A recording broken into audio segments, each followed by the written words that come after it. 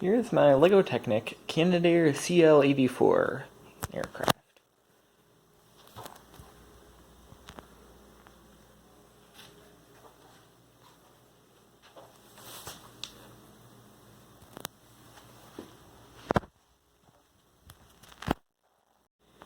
This airplane was a Canadian military prototype from the 60s that never went into production, but it's quite interesting mechanically with tilt wing, tilt rotor, so both front and rear wings tilt so it can do vertical takeoff and landing.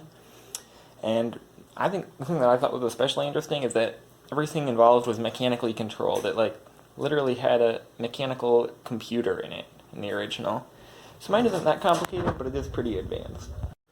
So in this model I tried to recreate all of the control surfaces from the original, which is interesting because as it changes from one mode to another, the controls have to change for things to work correctly. So that was what made up most of the complication in this model.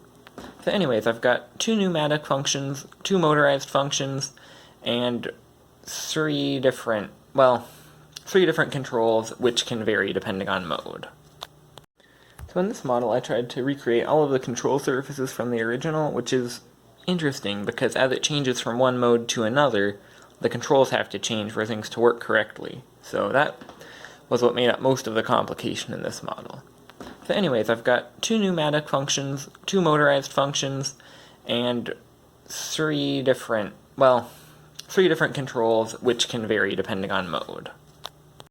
So I'll start with the pneumatics. The simplest pneumatic function we have is, I believe they're called Cooper flaps. They're just flaps that come out from the leading edge of the wing, which is somewhat unusual, but I guess they needed it for this plane. It is an unusual plane. So I just got a manual pump for more reliability. Not popping out all the way.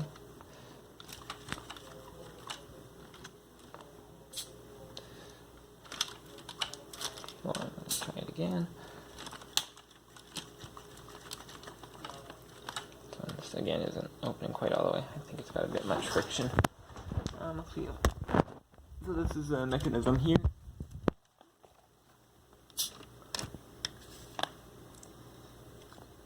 Yeah, so you can see how that works. The second pneumatic function is the landing gear. So right now we've got the landing gear deployed.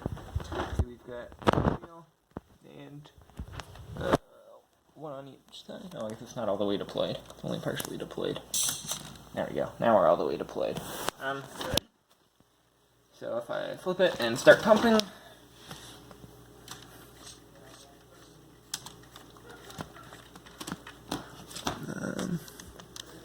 got caught there. Doesn't always do that, but sometimes it does. And then I've got a rubber band on the doors, so the doors will always open or shut last. And if I open it again, the doors open, then all the wheels deploy. I'm going to see if I can get the wheels to go in first this time. Now, I need to tweak something. Okay, so those are the pneumatic functions. I think there were two motorized functions. I guess there's kind of three because the front and rear rotors are separate. So anyways, here are the front rotors.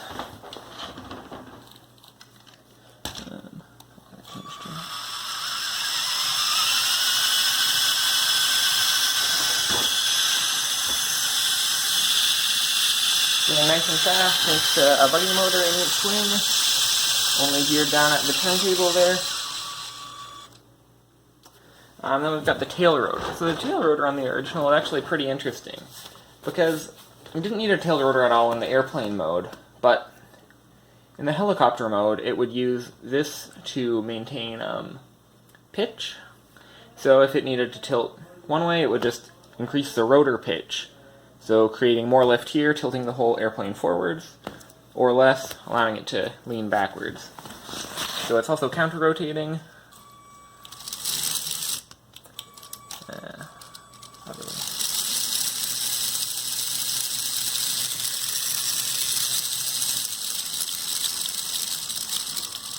So this one is driven by two power functions large motors. So then let's do them all together.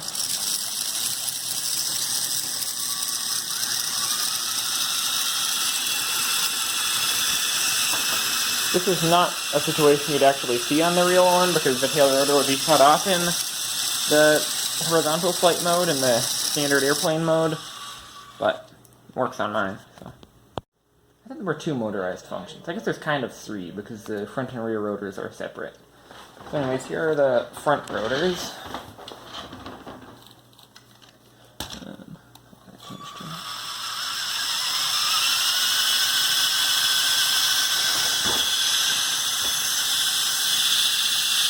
Getting nice and fast thanks to a buddy motor in each wing, only geared down at the turntable there.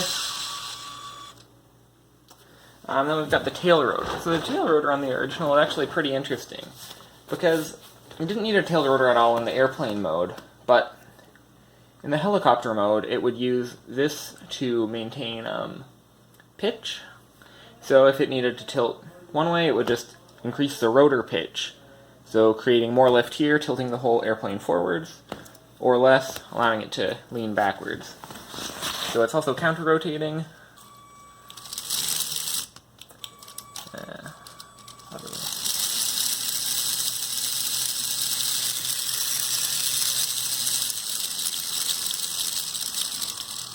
This one is driven by 2 power functions large motors.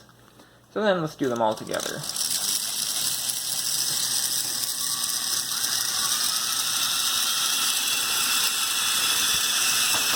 This is not a situation you'd actually see on the real one, because the tail rotor would be cut off in the horizontal flight mode and the standard airplane mode, but it works on mine.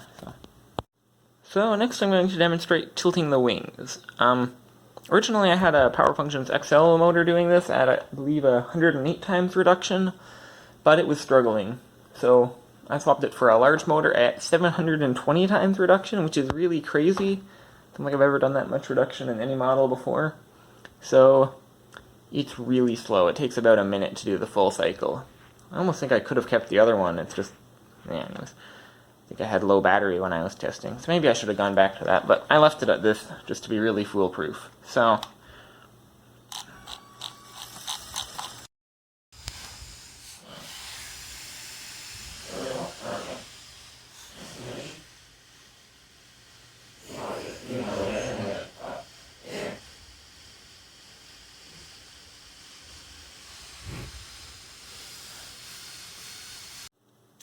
So now that we're in the vertical mode, I'll just demonstrate the rotors once again, because they look cool in this mode as well.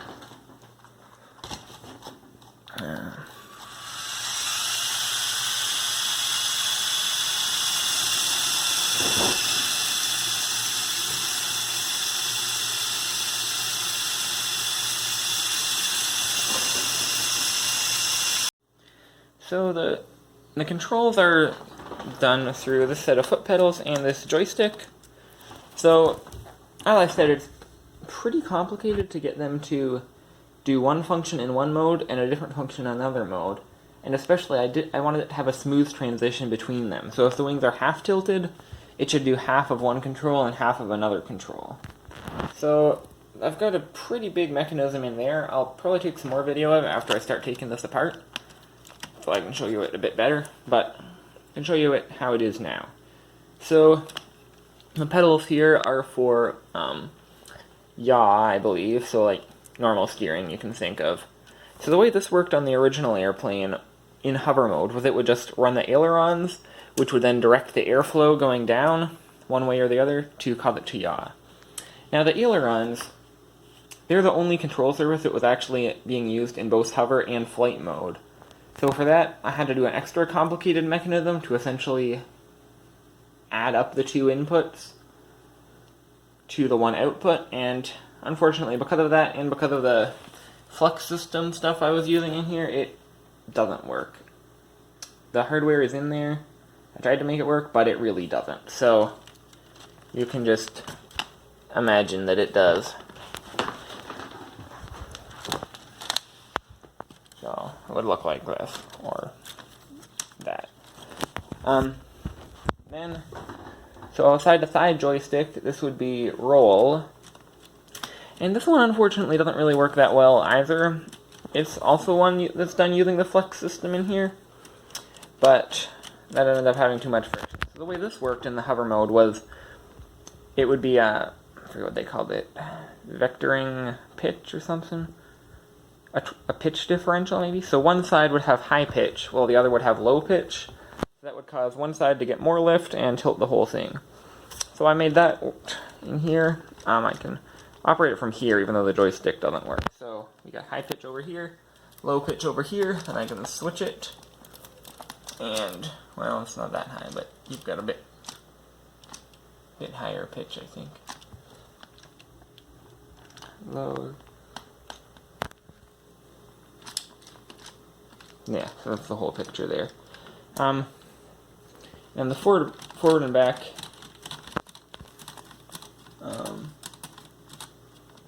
should work. It doesn't seem to be. I'll see if something's broken in there and get back to you. So, as it turns out, something had broken in there, and I got it fixed, so now I'm able to show you. So I think I mentioned earlier that in the hover mode it would adjust the pitch on the rear to pitch forward and back, so you can see it here.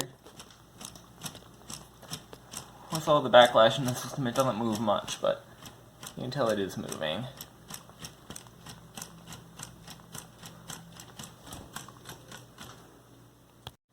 So when I'm tilting the wings, I'm running the motor there, which runs gear trains to the front and rear wing tilts. But on top of that, I also have some gears running down to this and that linear actuator. So those, I'll get into it more, hopefully, when I start taking this apart. But basically, they're just synchronized with that, and they slide the pivot point of a lever from one end to the other. If you're familiar with the mechanism for steering in the official class Xerion set, you might be able to get an idea of how this is going to be working. But I'll show it more later, I hope. So, just so you know, that's the thing that changes the inputs and outputs when I do the mode. Well, like when I tilt the wings. So I've now gotten the whole model taken apart, and except for a couple things here that I'm going to show you now. So this here is my whole joystick mechanism. So moving the stick forward and backward runs the linkage to move this little thing on the top. See the yellow axle there moving. Moving it side to side. It's a little jammed, but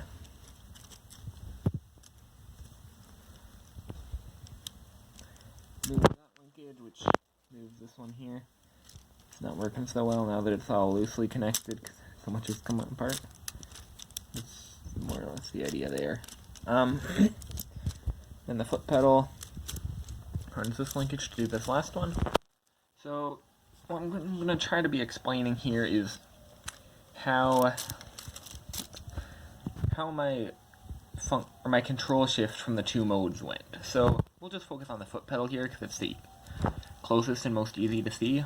But you can see here we've got these two black 6L beams coming out. So right now, one of them is right above the pivot, so it's not actually doing anything.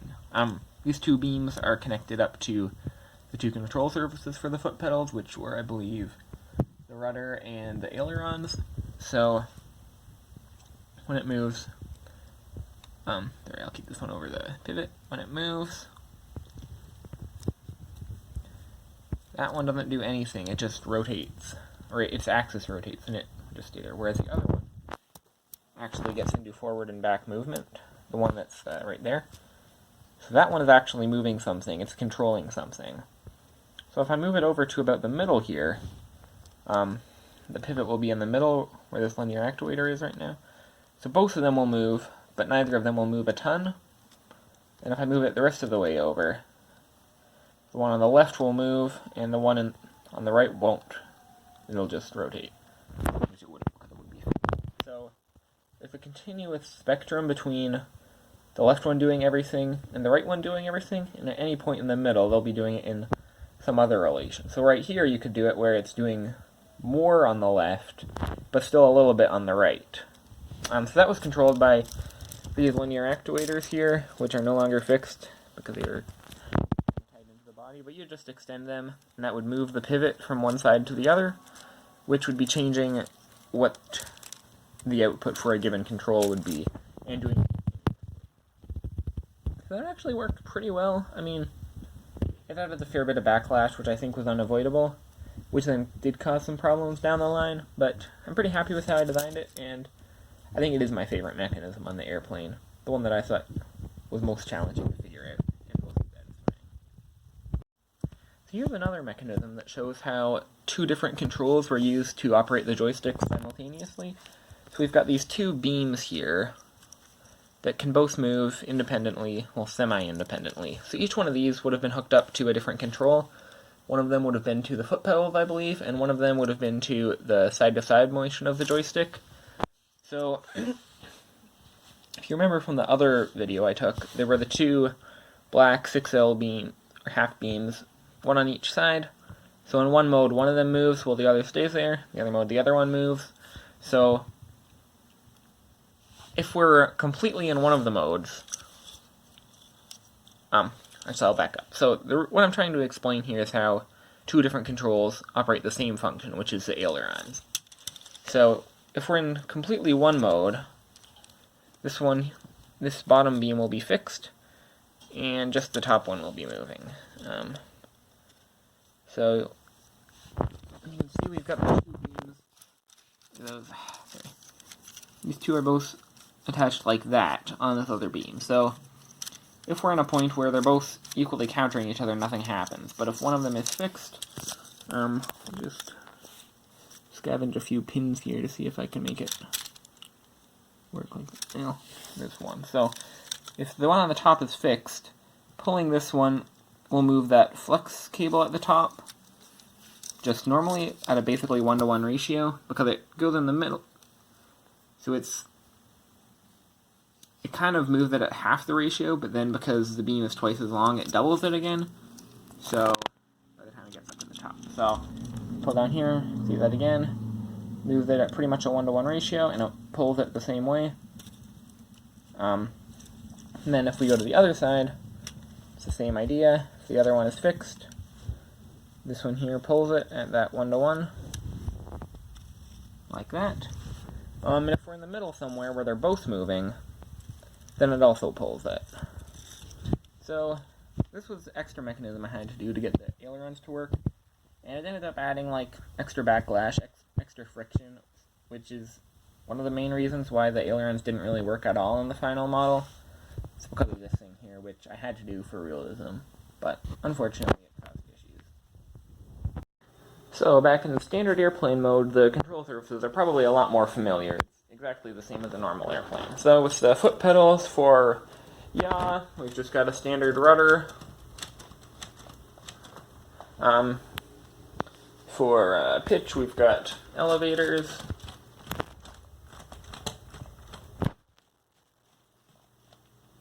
And then for roll, we would have the ailerons, but again, they don't work, so like that and that. Yeah, I think that's all the functionality there is in here. So, I think I'm pretty satisfied with how the model turned out. It's disappointing that some of the control surfaces don't really work in practice, but I think I don't really always hope for perfection. I've failed to achieve it so many times that, yeah, I don't know if I would have expected it all to work. Because it is very ambitious with the whole function shift, or mode shifting. But, yeah, I think it looks pretty decent. It's very big and impressive looking, and very different from most of the stuff I've done before. So, I'm pretty happy with it.